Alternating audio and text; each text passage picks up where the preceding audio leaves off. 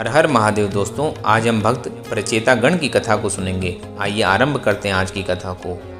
वही जन्म सफल जन्म है, वही कर्म ठीक कर्म है, वही आयु आयु है, वही मन मन है और वही वाणी वाणी है, जिनके द्वारा मनुष्य सर्वसमर्थ विश्वात्मा श्री हरि की सेवा करते हैं। आदिराज पृथु के वंश में बहिष्यद नामक एक पुण्यात्मा राजा हो गए थे। उन्होंने इतने यज्ञ किए कि पृथ्वी उनके यज्ञ कुंशों से आच्छादित हो गई। इनकी पत्नी शतद्रुति से 10 पुत्र हुए, जो प्रचेता कहे गए। ये सब के सब भगवान के भक्त थे और परस्पर इनका इतना ऐक्य था कि इनके धर्म, शील, आचरण, व्यवहार में तनिक भी कहीं अंतर नहीं रहता था। पिता ने इन्हें विवाह करके संतान उत्पन्न करने की आज्ञा दी।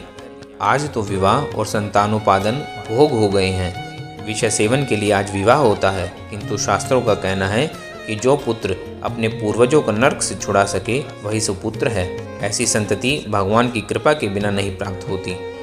भगवान को प्रसन्न करने के लिए प्रचेतागण तप करने चल पड़े। प्रचेताओं ने पश्चिम समुद्र के किनारे एक विस्तृत स्वच्छ सरोवर देखा। वहाँ मृदंग आदि बाजे बज रहे थे, गंधर्व गान कर रहे थे। उस दिव्य गान को सुनकर राजकुमारों को आश्चर्य हुआ। इसी समय उस सरोवर से अपने उज्जवल वृषभ पर बैठे भगवान शंकर प्रकट हुए। शंकर जी ने राजपुत्रों से कहा, राजपुत्रों, जो कोई भगवान वासुदेव की शरण लेता है उससे बढ़कर मेरा और कोई प्रिय नहीं है। मुझे जितने प्रिय श्री हरि हैं उतने ही प्रिय उनके भक्त भी हैं, और उन नारायण के भक्तों का मैं भी अत्यंत प्रिय हूँ। तुम लोग भगवान के भक्त हो, अतः मुझे परम प्रिय हो।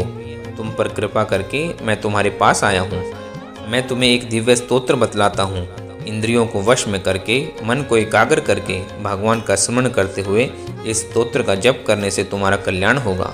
सर्वात्मा श्री हरि तुम पर प्रसन्न होंगे। भगवान शंकर उस दिव्य स्तोत्र का उपदेश करके अंतर्ध्यान हो गए।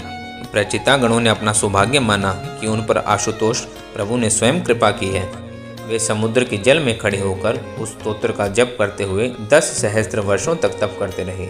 उनके तप से प्रसन्न होकर भगवान नारायण उनके सम्मुख प्रकट हो गए। प्रचेतागण ने आनंद विह्वल होकर भगवान की स्तुति की। भगवान ने उनके सौभ्रातृत्व की प्रशंसा की, उन्हें लोक प्रसिद्ध पुत्र होने का आशीर्वाद दिया। परंतु जो कोई भी भगवान के श्री चरणों का आश्रय ले लेता है, उसने चाहे कामना पूर्वक ही भगवान का भजन प्रारंभ किया हो, भजन के प्रभाव से उसका हृदय शुद्ध अवश्य हो जाता है। उसकी समस्त कामनाएं अपने आप ही नष्ट हो जाती हैं। उनके चित्त में पहले भी कामना नहीं थी। उन्होंने प्रार्थना की, प्रभु आप स्वयं हम पर प्रसन्न हुए हैं। हमने इस चरम चक्षुओं से आपके आनंद घन रूप के दर्शन किए हैं। इससे महान सौभाग्य हमारा और क्या होगा। आपसे हम इतना ही चाहते हैं कि आपकी माया से मोहित होकर कर्म करते हुए उनके फल स्वरूप जब तक हम इस संसार में घूमते रहें, तब तक प्रत्येक जन्म में हमें आपके भक्तों का संग प्राप्त होता रहे। सांसारिक भोगों की तो चर्चा ही क्या, स्वर्ग और मोक्ष भी साधु समागम के सामने नगण्य है। स्वामी, हमने जो जल में खड़े होकर दीर्घकाल तक तप किया है, वह तप आपको संतुष्ट करे, आप उसे स्वीकार कर लें। भक्त वत्सल प्रभु प्रचेताओं को संतुष्ट करके उनका इच्छित वरदान देकर अपने धाम पधारे।